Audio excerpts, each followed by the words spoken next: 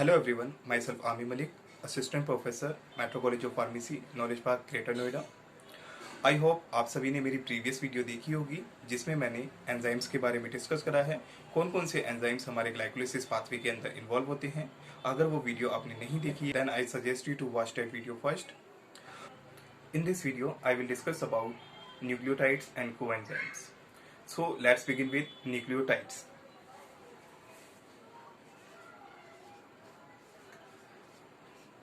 Nucleotides. Nucleotides are those substances which contain nitrogenous base,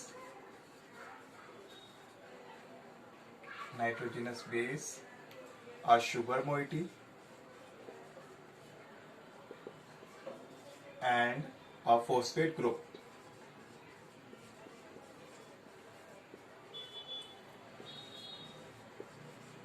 If any compound which contain nitrogenous base which is attached to sugar moiety and phosphate group which is attached to sugar moiety is called as nucleotides. For example, in our glycolysis we have ATP, ADP and NAD plus, NADH. These are the various nucleotides which involve in glycolysis pathway.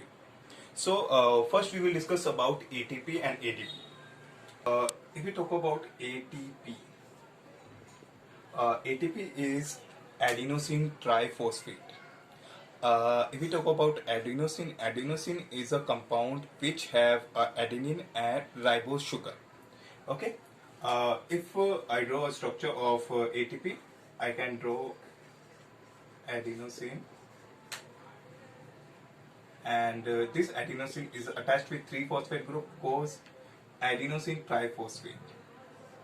So there are 3 phosphate group present, and each phosphate group is connected with double bond O and O negative. Okay, I can draw the adenosine triphosphate structure like this. Okay.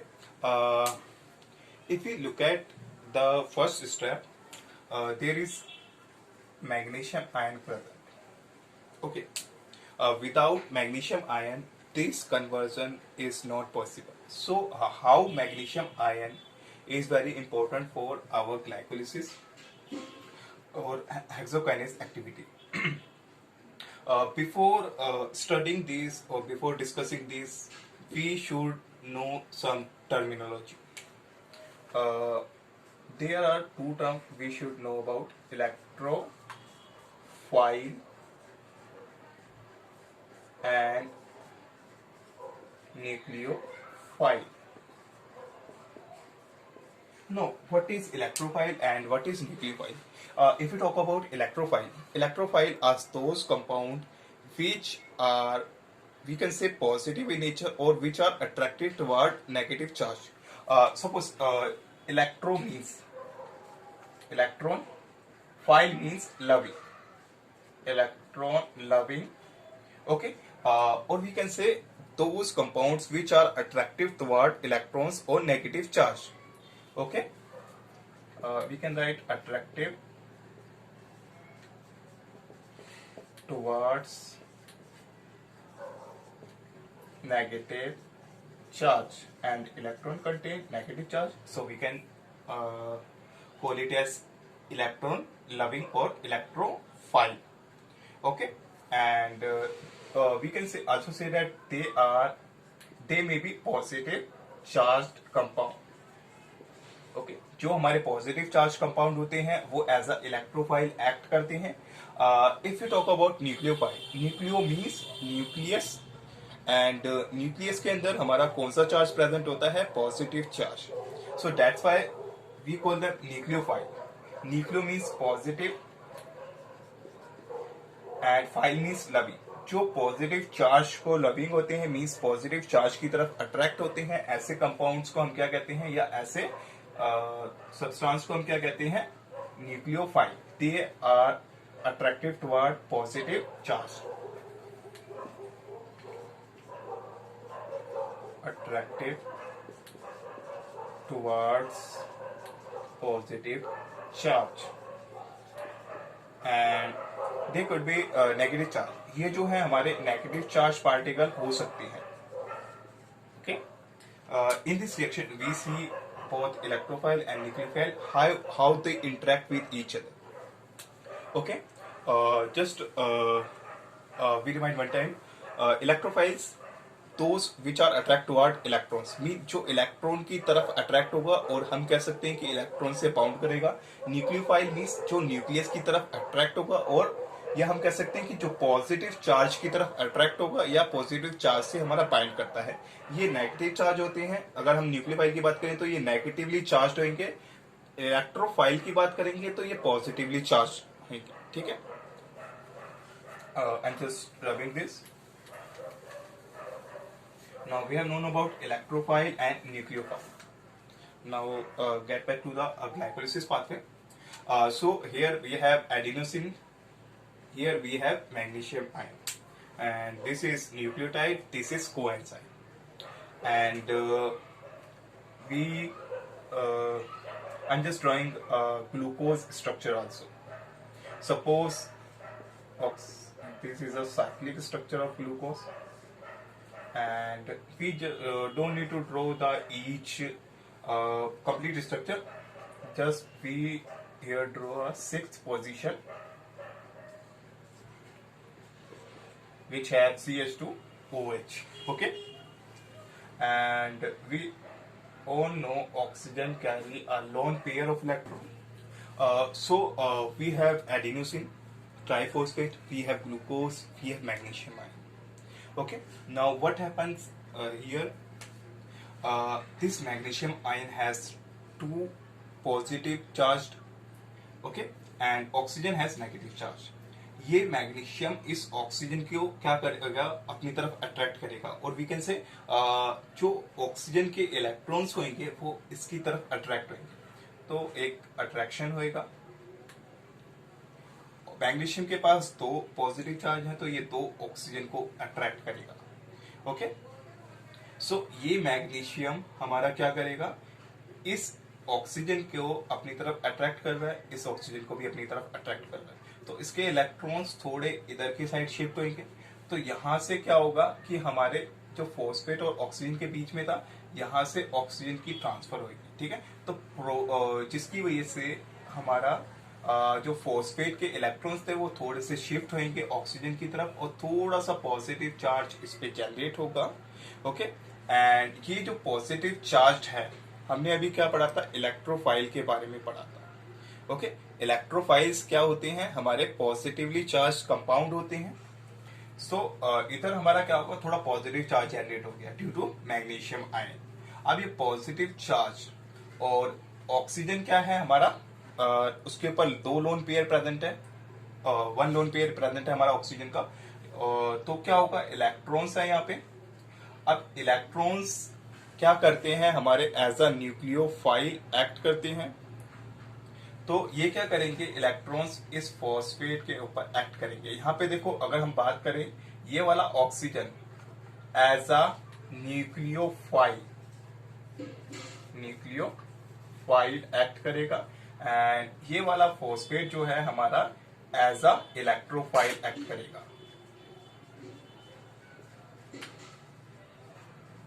Okay, electrophile क्या होते हैं, जो negative charge की तरफ attract होते हैं या फिर हमारे इलेक्ट्रॉन्स की तरफ अट्रैक्ट होते हैं. न्यूक्लियोफाइल क्या होते हैं, जो पॉजिटिव चार्ज की तरफ अट्रैक्ट होते हैं. तो ये जो अट्रैक्शन होगा हमारा इतना स्ट्रॉन्ग होगा कि इस फॉस्फेट ग्रुप को ही रिमूव कर देगा. ठीक है, ये फॉस्फेट ग्रुप क्या करेगा, सपोज इसको हम थोड़ा सा हटाते हैं. सो ये वाला ऑक्सीजन क्या करेगा, इस फॉस्फेट को अपनी तरफ अट्रैक्ट करेगा, और ये फोर्स इतना ज्यादा होगा कि ये जो ऑक्सीजन है इस फॉस्फेट को अपनी तरफ अटैच कर लेगा. एंड ये जो फॉस्फेट है हमारा एटीपी से रिमूव हो जाएगा. यहाँ से वन फॉस्फेट ग्रुप रिमूव हुआ है, तो यहाँ पे कितने रह गए, दो फॉस्फेट रह गए, और ये दो फॉस्फेट हमारे क्या कहलाती हैं, एडिनोसिन डाइफॉस्फेट, और we can say ADP. So just we remind one time, हुआ क्या इस रिएक्शन के अंदर कि एक हमारा एटीपी प्रेजेंट था, एक ग्लूकोज प्रेजेंट था. अब magnesium ion as a coenzyme हमारा क्या नाम है यहाँ पे प्रेजेंट था, उसने क्या करा, इन दोनों ऑक्सीजन को बाउंड करके रखा, जिसकी वजह से यहाँ से हमारा थोड़ा सा इलेक्ट्रॉन इधर शिफ्ट हुए, जिसकी वजह से प्रोटॉन के पास थोड़ा सा पॉजिटिव चार्ज जनरेट हुआ। ये पॉजिटिव चार्ज इसको हमारा क्या बनाता है, इलेक्ट्रोफाइल बनाता है। इलेक्ट्रोफाइल क्या होते हैं, जो इलेक्ट्रॉन्स की तरफ अट्रैक्ट होते हैं, और वी कैन से कि वो हमारे नेगेटिव चार्ज की तरफ अट्रैक्ट रहेंगे। सो ऑक्सीजन के पास क्या है, हमारा एक लोन पेयर ऑफ इलेक्ट्रॉन होता है, 2 इलेक्ट्रॉन्स है उसके पास। तो ये इलेक्ट्रॉन क्या कर रही है, हम ऑक्सीजन को यहाँ पर कहें तो एज अ न्यूक्लियोफाइल एक्ट करता है। Nucleophile are those compounds which attracted toward positive charge. तो ये जो ऑक्सीजन है और ये फॉस्फेट है हमारा आपस में बॉन्डिंग करेंगे, और ये फॉस्फेट ग्रुप हमारा यहाँ से रिमूव हो जाएगा, और ये फॉस्फेट ग्रुप जब यहाँ पे हमारा रिमूव होके इस पोजीशन पे अटैच होगा, तो कुछ हमारा कंपाउंड इस तरीके से बनेगा। जस्ट एक रफ डायग्राम बनाऊंगा।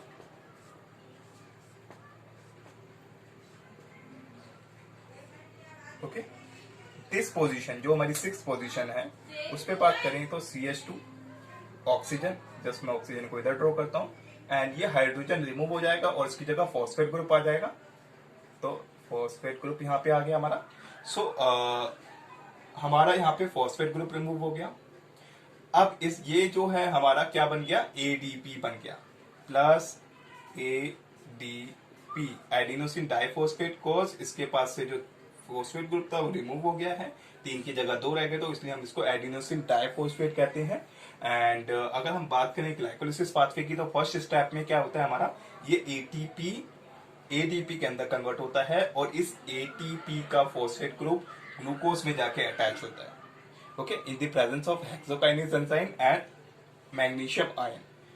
तो आई होप आप सभी को ये चीजें क्लियर हुई होंगी। So next we move to another nucleotide which is NAD plus.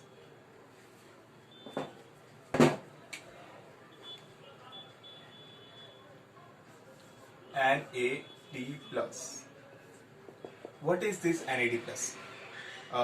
If we talk about its full form, it is called as nicotinamide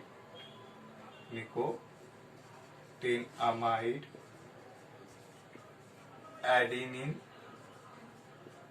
dinucleotide. Okay, nicotinamide adenine dinucleotide. Okay, if you draw the structure of this NAD plus, so there is adenine.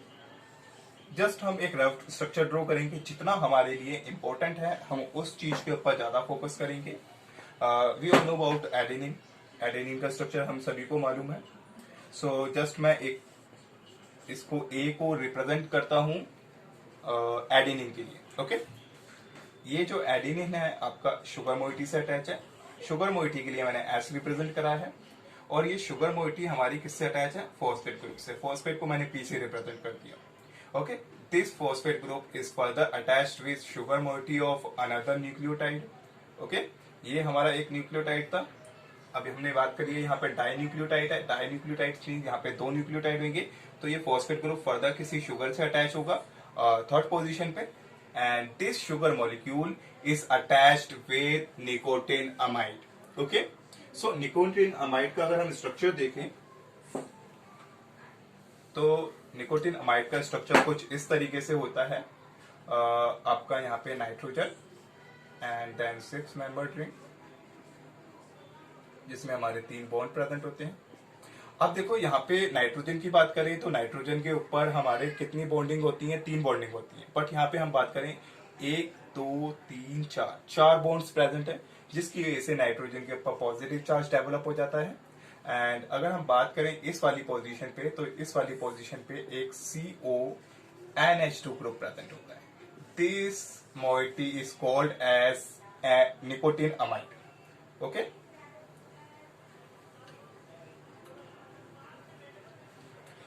अब होता क्या है आपका, suppose मैं यहाँ पे एक hydrogen show कर सकता हूँ, बिकॉज ये वाला कार्बन एक इस बॉन्ड से अटैच, इस बॉन्ड से एक ये वाला बॉन्ड, एक ये वाला बॉन्ड, कार्बन के पास 3 बॉन्ड प्रेजेंट है। चौथा क्या होगा, हमारा एक हाइड्रोजन अटैच होगा, जिसको मैंने यहाँ पे शो कर दिया। Okay, and this form is called as NAD plus. Okay अब देखो NADH क्या होता है. हमने एक टर्म पढ़ी थी NADH. NADH जो है हमारी रिड्यूस्ड फॉर्म है, इसको हम यहाँ पे लिख देते हैं, reduced form of NAD plus. ये हमारे NAD प्लस की रिड्यूस्ड फॉर्म होती है. किस तरीके से? अब सपोज इस वाली पोजीशन की बात करूं, यहाँ पे एक हाइड्रोजन प्रेजेंट था. अगर मैं यहाँ पे एक और हाइड्रोजन ऐड करता हूं तो वो हाइड्रोजन ऐड होने के बाद मेरे स्ट्रक्चर के अंदर कुछ चेंजेस होंगे. In this ring there are only 2 bonds present and जो कार्बन नाइट्रोजन के ऊपर पॉजिटिव चार्ज था वो भी हमारा हट गया है. सो इसलिए जो है NADH हम शो करते हैं. यहाँ पे पॉजिटिव चार्ज होता है तो हम यहाँ पे NAD प्लस शो करते हैं. ठीक है. एंड अब देखो यहाँ पर आपका 2 हाइड्रोजन प्रेजेंट है इस वाले कार्बन पे, जिसकी वजह से क्या होता है, इसको हम NADH से रिप्रेजेंट करते हैं. ठीक है. ये रिड्यूस्ड फॉर्म होती है, ये ऑक्सीडाइज फॉर्म होती है क्योंकि इसमें हाइड्रोजन कम होता है as compare to this. Okay. So this is the structure of NAD plus and NADH. ये जो न्यूक्लियोटाइड है आपका in the presence of dehydrogenase enzyme हम ग्लाइकोलिसिस पाथवे के अंदर देखते हैं. सो बेसिकली डिहाइड्रोजिनेस क्या करता है? डिहाइड्रोजिनेस जो है हमारा ऑक्सीडेटिव एंजाइम होता है. ये क्या करेगा? ऑक्सीडेशन करेगा. किसका? कार्बोहाइड्रेट मॉलिक्यूल का. सपोज हम बात करें ऑक्सीडेशन क्या होता है? Oxidation is removal of hydrogen. तो ये डिहाइड्रोजिनेस आपका एंजाइम क्या करता है? हाइड्रोजन को रिमूव करता है. किसमें से? कार्बोहाइड्रेट में से. ये हाइड्रोजन रिमूव होके कहा जाता है? NAD प्लस के पास. और ये NAD प्लस जो है आपका कन्वर्ट होता है NADH के अंदर. जब हम रिएक्शन को देखेंगे ग्लाइकोलिसिस पाथवे के अंदर तब आपको ज्यादा बेटर अंडरस्टैंड होगा. आई होप आपको ये सारी चीजें समझ में आई होंगी. And in our next video I will discuss about the glycolysis pathway cycle.